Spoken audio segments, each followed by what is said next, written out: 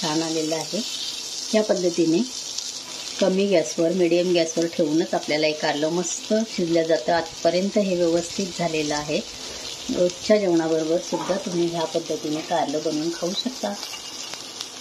कारलं तयार आहे।